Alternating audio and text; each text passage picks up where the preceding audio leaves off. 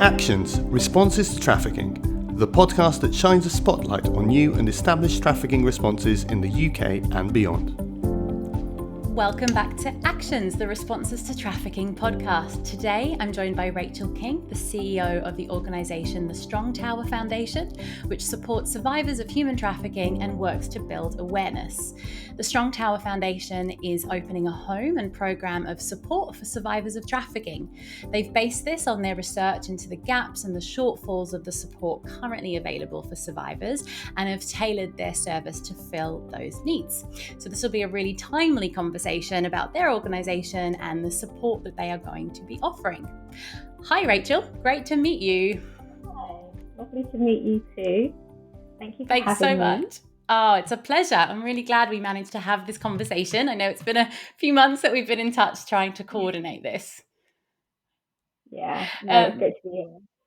Absolutely. Could you perhaps start with a little introduction to you? What's your background and what led you to this role? Sure. So I'll give you a little journey of my a little taster of my journey, I should say. So, Yes, please. My background is actually in law. I was always very interested in the legal sector and in legislation in particular, actually. So I studied law and minored in politics. And as I was studying, one of the things that kept coming out when I was doing my studies is that a lot of people were more interested in sort of the corporate side. But actually, when I was being interviewed and speaking to different law firms and things, and they asked, okay, what is it that you like about law? I kept, I was really focused on my why. And I kept saying, look, I think I actually just want to help people.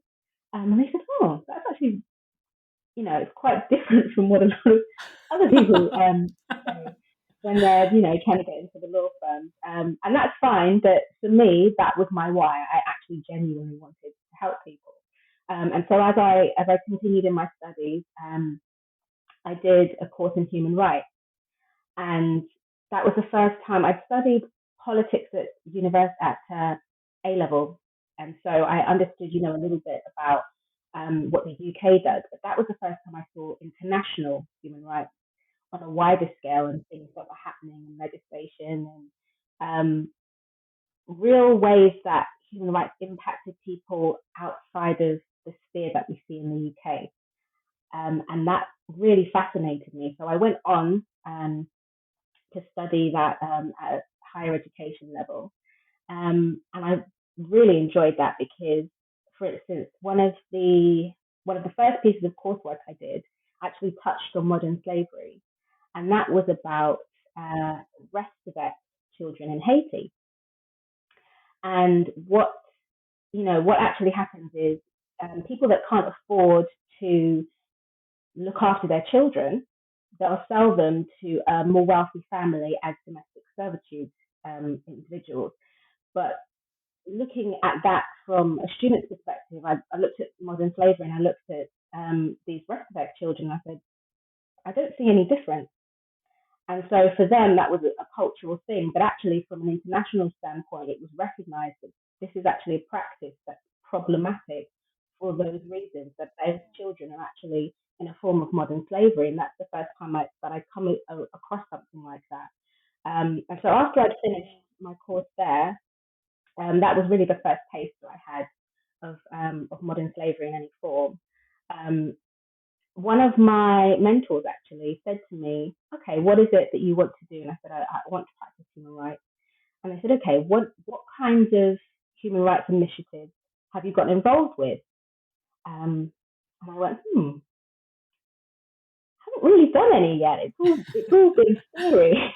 Right, yeah. And yeah, shout out to him because he really put me on a path of, okay, you're interested in this, but is your interest and is your passion backed up by what you're doing and what you're doing in your everyday life? Even if it's not your career, if that's something that you're interested in, how does that manifest? And so he said, okay, look into ways that you can demonstrate your interest in that area. Become a trustee or start volunteering in an organization. And so I live in South London, and I got involved in a charity called Croydon Community Against Trafficking, which was a very grassroots organisation that had been running for about 10 years. But they were really about spreading awareness of things that were happening in the borough. And at the time, Croydon was just below, Westminster, which is the capital. But it was almost central because we had the Home Office as well. There was a huge amount of trafficking going on in the borough of Croydon that the residents had no idea about. And so that's what they've been working towards. And so I loved that. I really believed that, it starts in your home. And so I thought, okay, this is an organization I want to start working with. So I spoke with the trustees, and I talked to them about some of the things I was interested in, my education, but not just my education. I had a church background where I was used to running events or being a youth leader. And so they thought that was really interesting. They said, you know what, we actually have a really big need for somebody to help us with our campaigns and really spreading and doing events and that kind of thing. I said, oh, okay, I haven't done it in that way before, but let me give it a go. Turned out I was really good at it. I really enjoyed it. So many transferable skills, right, that we often overlook. Exactly. Transferability of our skills. Exactly. And that was really the takeaway for me, that we sometimes think of ways that we can help and we don't realize the skills that we have. And so that really pushed me to think about how I could use the skills I had in a transferable way. And I became the campaigns coordinator for that organization for a few years. And that was all voluntary while I was still working in a law firm. But I loved it more than my job, if I'm honest. And so at some point I said, you know what, I prefer to focus on this in a way to impact people through practical ways. And I was still very much interested in legislation, going to select committees and things like that, and seeing ways that the charity sector could impact. But I became more focused on that through my experiences, through the different ways that I was practically getting involved in something I said that I was interested in. So the next thing I did was become director for a charity. But at the same time, I continued to volunteer within trafficking. And I think I mentioned to you before the call that the reason we started this project is because of the conversations I was having within the sector. And that's another really important thing, that people talk about the experiences that they've had and the things that they've heard and ways to connect within the sector, because there are so many different things going on with modern slavery and human trafficking that people can get involved in. But one of the managers at the Croydon Community charity, she'd previously worked in the Salvation Army. And so because she and I worked so closely, she gave me quite a lot of in-depth information about what was happening within the national referral mechanism and what happened post-NRM, or pre-NRM, or even during NRM. And she really gave me a complete oversight of the process.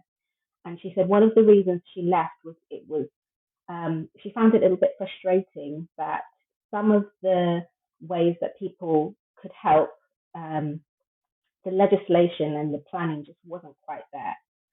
And I found that quite interesting. And as I worked with her, I remember there was one instance. I had an event, and it was a showing of a series of films, and then we would show each film and discuss, what happened in this film and that kind of thing. We had a big panel discussion afterwards, which I hosted. And I'll never forget me being passionate about the law. I said, so I started this volunteering in 2015. So it was a very exciting time. That's when we got the Modern Slavery Act, right? So I said, isn't it great? We've got this legislation now, and we're ahead of the curve, and we're tackling these things in the court. And the whole room went, Oh, rained on your parade. And I was co-hosting it with that manager. And she, because of her experiences, she knew exactly what they were talking about.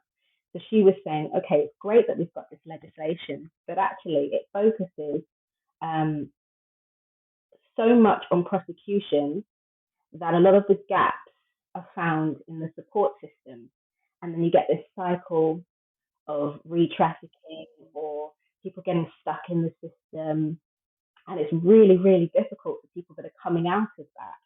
And it's quite frustrating to see if you work in that sector because you really want to help, but there are just so many gaps. And the government's doing a lot, but the gaps are still there.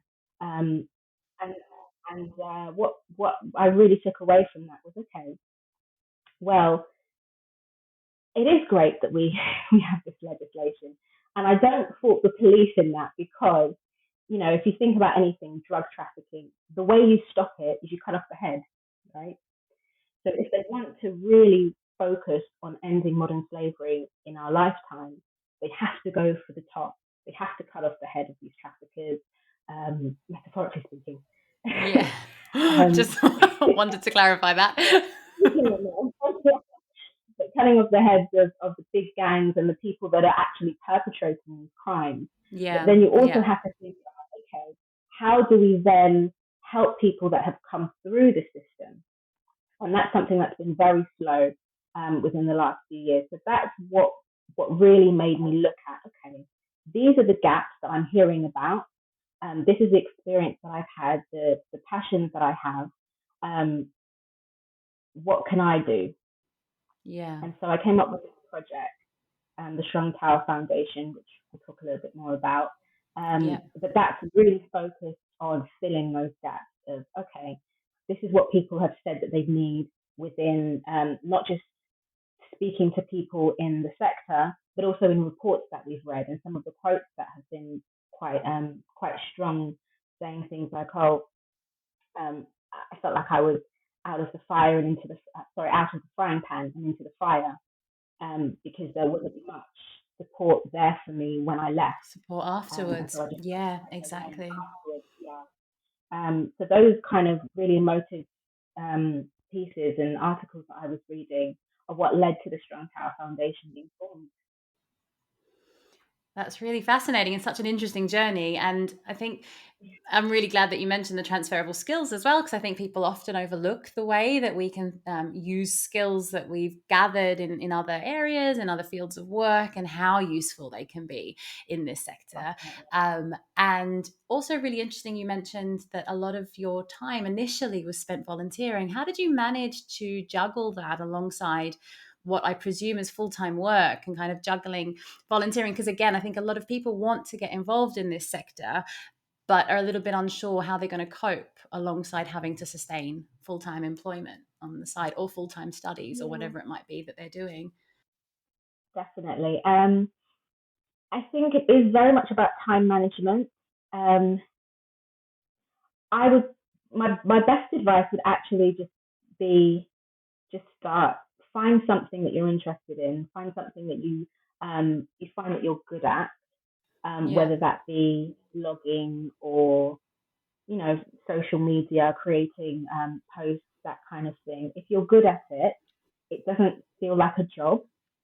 Okay. And Yeah. so you can actually find ways to fit that into your everyday life where it doesn't feel like it's a stress or a pressure, but you actually enjoy it and you feel like you're giving something back. And actually, it does open your eyes to a lot of skills that you didn't have, as well as a lot of things that are going on around us, that can educate you. So it is a very symbiotic relationship that you gain something as well as giving something back. Mm. And I guess the advantage is that you're then exposed to people who work in the sector, you're speaking to people, you're finding out what the issues are, and then it kind of puts you at an advantage then when potentially paid positions become available as well. Yeah, yeah, Yeah. I found that as well. That a lot of the voluntary positions that I had, the level of responsibility that I ended up being given because of my interests and the things that Yeah. I was willing to put out, when I came to applying for other roles and positions, and they asked me in interviews, "Oh, have you done this before?" And I said, "Well, actually." I haven't done it in my role, but I've done this, and this for a charity that I work for, which is about human trafficking and modern slavery, and it will take a completely different turn. And these are, big solicitor positions and in law firms that it starts a conversation. And actually, one of the best jobs I had was because they loved that, and they loved the human trafficking work or anti-human trafficking work that I was helping with. Brilliant. So it's not just That's about great. focusing on your career, but actually you can actually help yourself in volunteering if you find things that you're passionate about. Great, thank you. And it's quite a big step to go ahead and open an organization. And I'm sure that's taken a huge amount of work to get everything started and registered. What were the things that influenced your decision to actually set up an organization as opposed to being involved in the sector in other ways? I think the more I volunteered and I heard different things, the more I thought actually I kind of know yourself. And I knew that at one point I would want to set up my own organization. But if I'm perfectly honest, I didn't know what that was at the time. Yeah. Um, and for a long time, I kept saying, I want to set something up. I want to do something that's quite impactful and big, but I don't know what that looks like. And I always remember my husband said to me, just wait, an opportunity will come and it will click where this is what needs to be done and this is how you can help.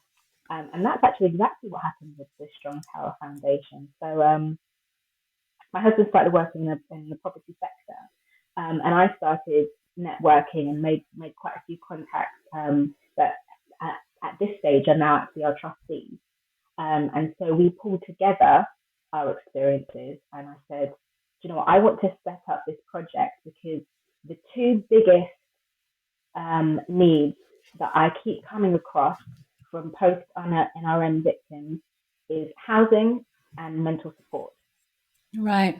How do we facilitate that? How do we put that together? And between us, we said, okay, well, we can set up this program. And we said, okay, there's a 12-month period that we've read about that actually that's the length of time that people require their support to last. So within the NRM system, you get that period of reflective time, which is about 45 days. And so a lot of organizations have said back to the government, actually, not only is that not enough, but really what we've seen in our statistics is 12 months is what they require in order to fully be able to move on from what they've been through. And so that's what our program focuses on. It's not just accommodation, but it's supported accommodation that focuses on, so we are the Strongtower Foundation. So we call them pillars. So there are 5 pillars. We've got life skills support, so things like cooking, being able to shop for yourself. Even one of the things that we've been focusing on with a partnership of ours is something called it's financial skills really, but there's a phrase that kept coming up, which is financial trauma or money trauma, which I find really interesting. Yeah. It's basically the concept that you don't really know how to manage money, but it's not just because you're not good with money. It's because of things that you've been through that are related to money. So things like poverty or abuse where someone's taking your money. And so you come out of that abuse and someone gives you money and you're like, I don't know what to do with this. And it actually triggers certain things within you. And so we're actually looking at ways that we can focus on dealing with the trauma that's connected to money. If you have no concept of money other than your body, how do you then translate that to you've now got to pay bills, or you have the rent, or you have a salary coming in? How do you then translate that? So that's one of the things that we'll be looking at within life skills. And it sounds, surface level things like cooking and cleaning, but actually, if you've never had to do those things, or if you've never had the opportunity, that's really something that you benefit from. The Or life skills is conversely, I a big guess, one. if you've been forced to do those things, if you've been in situations of domestic servitude as well, that there's Exactly. evidently going to be a trauma connected to having to do those things as well. So again, that's something that has to be kind of relearned or reprogrammed in a Hmm. way. Yeah. It's really about um, learning how to live independently. So we've got the life Yeah, skills, self discovery. So finding out about yourself. What do you like? Do you enjoy sports? Do you enjoy art? We've got a befriender system focusing on education and employment as well. So we partner with other organisations like Sophie Hayes or Bramber Bakehouse, which I know you've spoken to before. brilliant. Yeah, So doing those kind of things where people learn skills that will allow them to really function independently, as well as counselling and well-being. So being able to really process your own emotions um, and not, feel weighed down by the things that are going on around us, but being able to regulate your own emotions. And there's one phrase that came out, self-soothe, which I thought was quite a nice term. Just thinking about, those things that people need in order to live independently. So our aim is that within those 12 months, you won't necessarily do each of these 5 pillars, but if you have a certain need or requirement, these are the things that we offer. And we want to yep. help you by the end of those 12 months to really feel like you have the ability to live independently. That's so exciting and so well thought through, I think, based on what you're hearing are people's challenges and the things that people have the most difficulty with when they then leave the NRM or kind of forced to leave quite quickly and then, need this follow-up support afterwards. What sort of capacity do you envisage? How many people do you think you'll be able to support at any one time? So that's a good question, actually, because there are different models for this. So what we intend to do is you can sometimes have larger houses, which are called houses of multiple occupancy (HMOs), and they come with a lot of regulations legally. But also that's more of a safe house type model. What we intend to do, because we're not a first responder, we want to take people who have, come out of the NRM.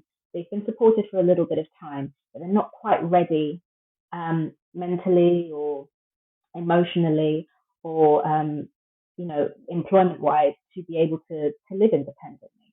So our aim is to have them in a place where it's not quite a safe house, but it's not independent living either. So they still have that support where they are not relying on the system after they leave our care. That's our main goal.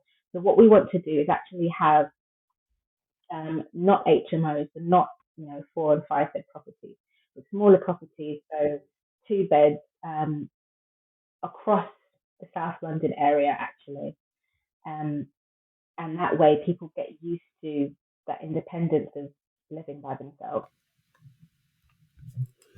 That's excellent. And so it will be, I think I read on the website that it's for people that have recourse. So we'll have access to entitlements. And then obviously it's going to drastically change the levels of support that you're able to provide. Yes, exactly. Yeah. One of the things that we're still working on with the council, but we've actually been, and this is why talking about what you do and networking with people is so important, because you find that actually there are people that want to help, but they just don't know how. And so we were talking to a landlord about the project, and he said, "I love this. I think this is amazing. I want to help you. I'm going to donate one of my properties." Amazing. I was like, "Okay." That's so Great. generous. Yeah. And he said, "You're welcome." So I had a call with him earlier, sorting out some of the details for it. But it enabled us to actually think about, okay, once they leave our care, what's the exit strategy? And so what we are trying to find a way to do is to help them with that recourse to public funds, where we're able to maybe give them something back a little bit, so that they can put that towards a deposit for a new property that they'll be living in. Because I think I mentioned to you before that the exit strategy with councils can be very, very tricky. It's a bit of a minefield. For instance, they have to have a letter of eviction when they're moving on and things like that. So we're working with the council on a way to do that. But yeah, the takeaway for that was definitely speak to people, because you never know what what you'll be able to gain from speaking to people, and what they'll be able to give you. I mean, we could Absolutely. talk forever on our project, and you might even have questions that I will hold up my hands and say, I'm actually not an expert at this, but what I did was know my strengths. And so I got somebody who's an expert in property. I got somebody who runs a counselling charity, and so their background is social work and casework in care. That's not my background, but they're an Mm. expert in how that runs. And we've got somebody who's been working for 10 years in the mental health field, so they know all the safeguarding and protocols around that. And so between us, we call ourselves the dream team. It sounds like you've Because created the between dream us, team. we call ourselves the dream team because we know our field individually very well. Yeah. And so when you pull those skills together, that's enabled us to really put together this project. And it's really exciting. That sounds really exciting. You've definitely, really sold it well. And when are you ready to start, or have you already started? Do you have anybody in service yet, or when will you? So that's literally what the conversation with the landlord was. Because drum roll, we have passed our mark for our funding. We still need more funding, as you do. Cost of Of living course, is yeah. increasing, but in order to start, we have what we need. We are literally about to take on referrals, so we've got the forms ready, and we'll be sending those off in the next few weeks. That's exciting. So we're currently speaking at the beginning of October 2022. So that's going to be, yeah, quite soon, which is really great. Congratulations. Thank you. Yeah, it's very exciting. That's brilliant. And so, so you've mentioned what the program's going to be offering and the type of support. And I'd also read that it's a volunteer-led program. How are you thinking about preparing those volunteers for these roles and potentially training them and supporting them to be able to carry out this kind of work? Yeah, so that's something that we've spent a lot of time on, and particularly working with the trustees who have organisations that work similarly.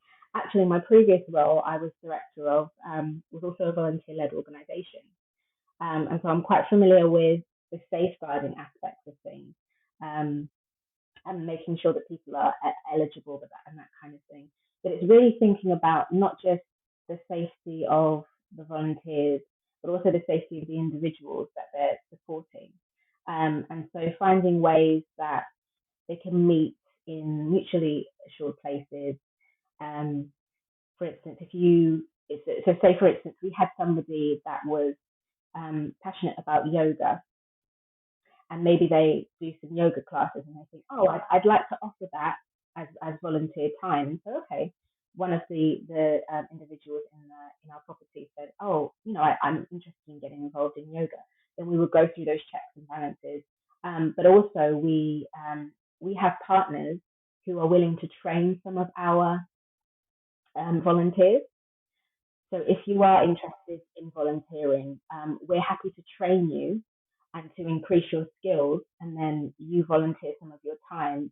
And again, it's just that balance of you giving something, but also getting something back, more than just a happy Yeah. feeling.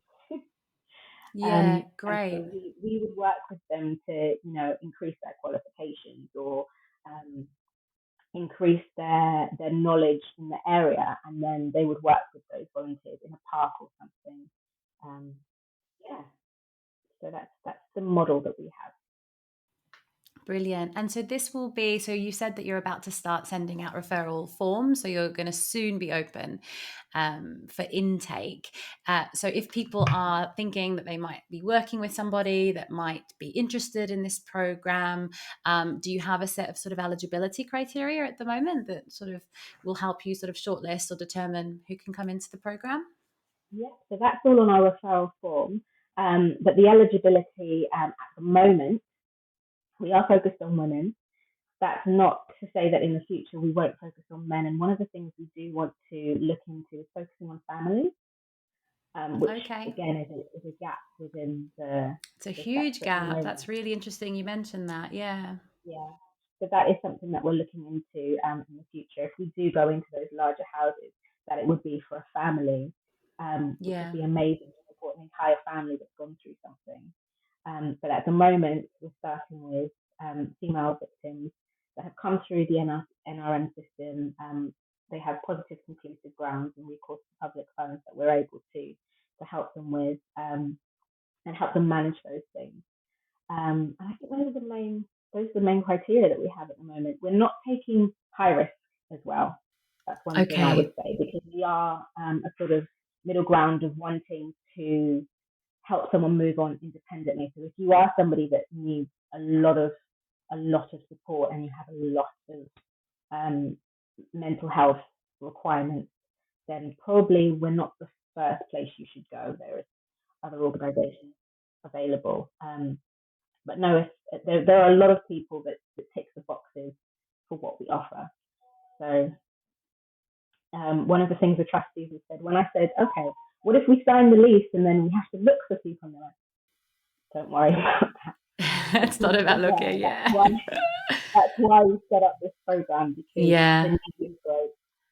It's really Absolutely. And great. I know a lot of people are going to be really excited to hear about this program because everybody is sort of tearing their hair out trying to think of ways to continue to support people who clearly need it but just have no other support otherwise. So yeah, there's going to be a lot of people, I'm sure, knocking on the door for this support. Yeah. And do you have a sort of target number of people that you're hoping to be able to support, or do you have plans to, expand? What's your thoughts around that? Yeah. So at the moment, we're looking at 2 individuals because we really want to focus on the quality, not the quantity. As Absolutely, well as yeah. making sure that we have that proof of concept so that when we are ready to expand next year, that we're clear in the steps and the feedback that people have given us. And so we can understand, okay, this is what our volunteers need, this is what our partners need, and this is what the survivors need. I'm not going to call them victims, they are 100% going to be survivors. And so we want to understand and really make sure that we have that quality in place. And then our aim, we actually have a sort of 5-year projection of how many projects across South London we want to open. But we do want to open a few across the area so that we can, as I say, within that model, focus on individual support and not just the collective, but to really focus on what does this person need. That's very different from what that person needs. Every individual's journey and needs are different. So it's really about focusing on the individuals and taking our time in expanding across South London. That's great. And that's really refreshing to hear as well, because I guess these sorts of programs are often, very formulaic of, this is what we're offering, but, to hear that it's going to be really tailored to individual Yeah. needs and then sort of wrapped And around that's what that always person needs. important. Yeah. Yeah, for it Yeah. to be That's tailored. great. I think it's very Yeah. important. And that's one of the things that is missing in a lot of organisations that I was given feedback on. So even from survivors themselves, that they felt like there was a little bit more that they would have liked to have experienced. And so hoping to tick some of those boxes. Yeah, brilliant. And are you happy for people to move into the area without having familiarity with the area? Or are you looking for people that are kind of already based around South London and so therefore already familiar with the localities? That's a good question. There is no preference on that whatsoever. It could Okay, be somebody that's excellent. grown up in Scotland. It could be even somebody that's not from the UK originally. We have no preference in terms of where they're from. that's one of the ideas of the befriender as well, that they get them used to the area. So, this Great. is your Yeah. local park, this is your local shopping centre, this is your supermarket, just understanding the area, and so that they can feel a little bit more settled, and really finding somewhere that feels like home. Excellent. Yeah, that sounds really, really great. And so, in addition to this program, which sounds really extensive and really well thought through, what are the other things that the Strongtower Foundation's been set up to do? I saw on your website there's awareness raising and the offers of speakers and talks. So, could you elaborate a little bit more on what the rest of the organisation is aiming to do? Yeah, definitely. So actually, it's good timing that you mentioned that, because we are planning some things with anti-slavery coming up in October the 18th. Oh, of course. So Yeah. we have a few university tours that we're trying to arrange, and that's really focused on educating young people, not just to get volunteers, but also with things like grooming and social media being quite prevalent at the moment. It's really educating people on, okay, what's actually going on around you, and to be quite aware. And then obviously in turn, one of our values is actually collaboration. And so if they want to collaborate with us, for instance, there's somebody that's into photography, and they say, oh, I'd like to help, but I don't know how. Well, come and take some photographs with us, or create some artwork that's aimed at helping not self-awareness, sorry, awareness raising rather, for the sector. So it goes back to using those skills and finding people that have skills that maybe don't know how to get involved as well. And then there's a church tour that we're going on. See, for some of your listeners, you may have picked up from the name of the organisation, the Strongtower Foundation, that it is based on a couple of scriptures actually, which really talk about being a safe place and a refuge, and just a tranquil sort of protected place where you're not um, you're not feeling persecuted, but it's sort of like a sanctuary um, type of name. And so um, it kind of had a two-part actually, because there was the Psalms and the Proverbs that talk about strong towers as a place of refuge. But then foundation, people sometimes think of a foundation as in a charity, but foundation, we're trying to build a strong foundation. So I see. As a base. Right. exactly, Yeah, that makes yeah, sense. that's a base. Hence the 5 pillars that we have. And so that's the basis of the name. So we're doing a church tour as well. And that's really to help raise awareness, but also help raise funds, and to gain some traction in our volunteerism. Because as we said, this is a volunteer-led organisation. So if there are counsellors within those churches or within that community that want to get involved, you have a lot of counsellors, trained counsellors within the religious community. So that's a great way for people to get involved. Um, and so we're doing those 2 tours, but also we're open to, as I said, this is how I started out, kind of my bread and butter, doing talks, doing events and that kind of thing. So always open to invitations from people that want to understand more about what's going on and how they can get involved. Excellent. And you had mentioned, I think I saw it either on the information pack or the website, that you are, like, the organization was set up through these sort of religious values, but it's not a religious organization, or the religion isn't going to be carried into the work directly. Is that right? So it's not going to Yeah, impact intake or the people that can access the service. exactly. So just to explain that a little bit further, one of our values that you probably read was agape love. And that's the kind of love that we talk about God giving to mankind, in that, irrespective of your color, your religion, your background, your nationality, your gender, indiscriminately, that love is given freely. And so that's a value that we hold in the same way that irrespective of what that person's background is, their beliefs, their experiences, we take them as they are and we aim to support them and we aim to give them as much compassion and care that we are able to give to help them to move on from what they've been through. So it's not just an organisation for people that are necessarily affiliated with our faith, but as long as you have that passion and that understanding as well. Yeah, that's really, really clear. Thanks for elaborating on that.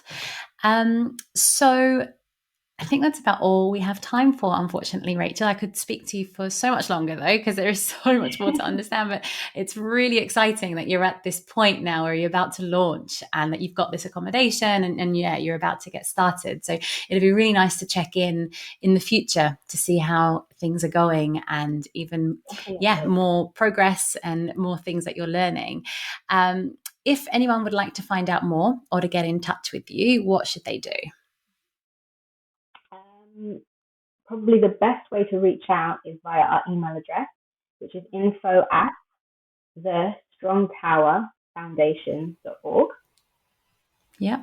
And just reach out and, I'm so-and-so and I would love to get involved, and is there any opportunity for me? I mean, we're constantly interviewing volunteers through various platforms and people come to us all the time. I've got one next week for an individual who's wanting to get involved with some of our media stuff. So it's a wide range of skills that we're looking for, and it's a wide range of opportunities that are available. Excellent. And I'll make sure that we include that email address in the show notes as well so that people can see that afterwards. Also, I should probably plug our social.